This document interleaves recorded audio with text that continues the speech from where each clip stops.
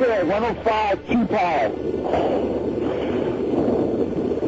It's really bad. It's black. It's iron. My wife thinks I'm all right. I called her and said I was leaving the building. I was fine, man. Bang.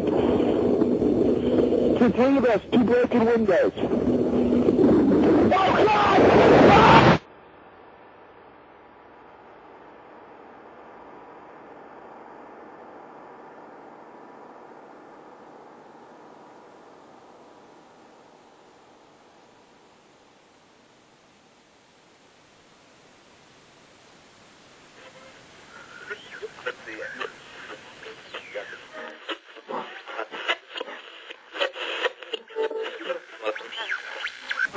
When hostilities commenced in Europe in 1939, it was realized that the American people had no intention of entering the war.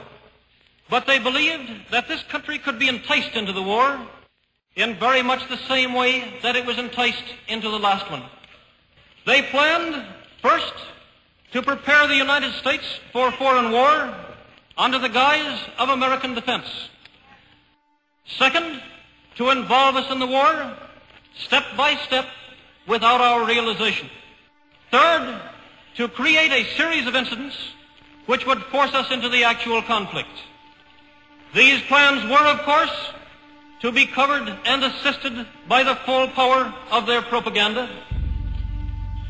Our theaters soon became filled with plays portraying the glory of war.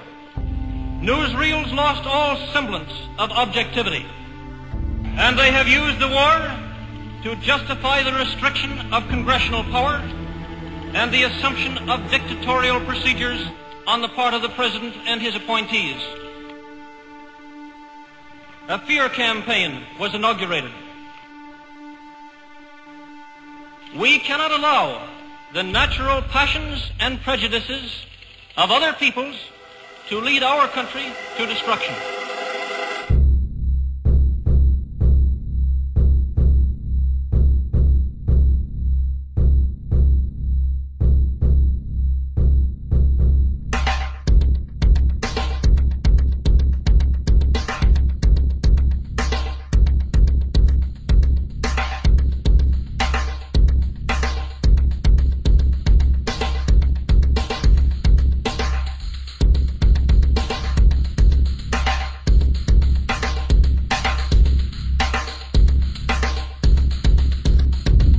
In 1775, the American Revolutionary War began as the American colonies sought to detach from England and its oppressive monarchy. Though many reasons are cited for the revolution, one in particular sticks out as the prime cause: that King George III of England outlawed the interest-free, independent currency the colonies were producing and using for themselves, in turn forcing them to borrow money from the Central Bank of England at interest, immediately putting the colonies into debt. And, as Benjamin Franklin later wrote, the refusal of King George III to allow the colonies to operate an honest money system which freed the ordinary man from the clutches of the money manipulators was probably the prime cause of the revolution. In 1783, America won its independence from England. However, its battle against the central bank concept and the corrupt, greed-filled men associated with it had just begun. So what is a central bank? A central bank is an institution that produces the currency of an entire nation. Based on historical precedent, two specific powers are inherent in central banking practice: the control of interest rates and the control of the money supply, or inflation. The central bank does not simply supply a government's economy with money, it loans it to them at interest. Then, through the use of increasing and decreasing the supply of money, the central bank regulates the value of the currency being issued. It is critical to understand that the entire structure of this system can only produce one thing in the long run: debt. It doesn't take a lot of ingenuity to figure this scam out.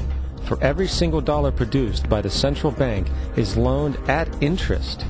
That means every single dollar produced is actually the dollar plus a certain percent of debt based on that dollar.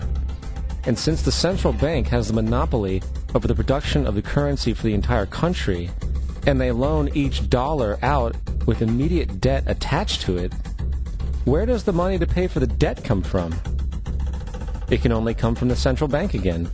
which means the central bank has to perpetually increase its money supply to temporarily cover the outstanding debt created, which in turn, since that new money is loaned out at interest as well, creates even more debt.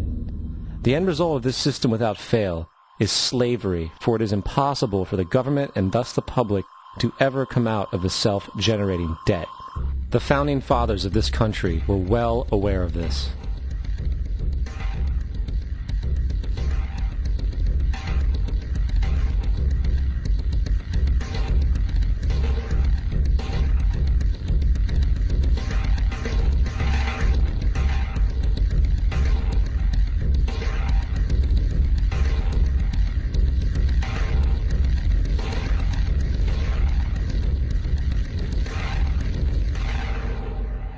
By the early 20th century, the U.S. had already implemented and removed a few central banking systems, which were swindled into place by ruthless banking interests. At this time, the dominant families in the banking and business world were the Rockefellers, the Morgans, the Warburgs, the Rothschilds. And in the early 1900s, they sought to push once again legislation to create another central bank. However, they knew the government and public were very weary of such an institution, so they needed to create an incident to affect public opinion. So, J.P. Morgan, publicly considered a financial luminary at the time, exploited his mass influence by publishing rumors that a prominent bank in New York was insolvent or bankrupt. Morgan knew this would cause mass hysteria, which would affect other banks as well. And it did. The public, in fear of losing their deposits, immediately began mass withdrawals. Consequently, the banks were forced to call in their loans, causing the recipients to sell their property, and thus a spiral of bankruptcies, repossessions, and turmoil emerged. Putting the pieces together a few years later, Frederick Allen of Life magazine wrote, "The Morgan interests took advantage to precipitate the panic, guiding it shrewdly as it progressed." Unaware of the fraud, the Panic of 1907 led to a congressional investigation headed by Senator Nelson Aldrich, who had intimate ties to the banking cartels and later became part of the Rockefeller family through marriage. The commission, led by Aldrich, recommended a central bank should be implemented so a panic like 1907 could never happen again. This was the spark the international bankers needed to initiate their plan. In 1910, a secret meeting was held at a J.P. Morgan estate on Jekyll Island off the coast of Georgia. It was there that the central banking bill called the Federal Reserve Act was written. This legislation was written by bankers, not lawmakers.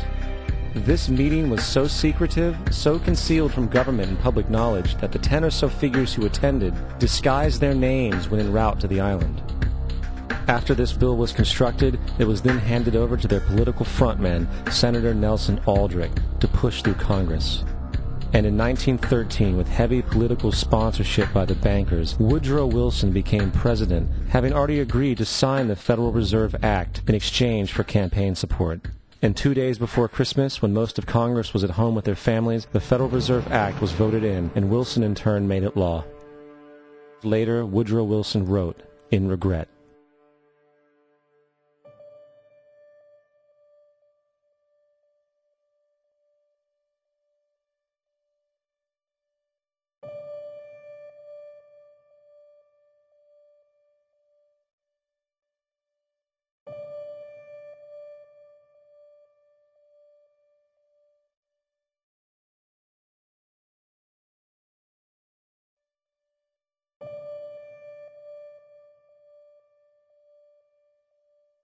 Congressman Louis McFadden also expressed the truth after the passage of the bill.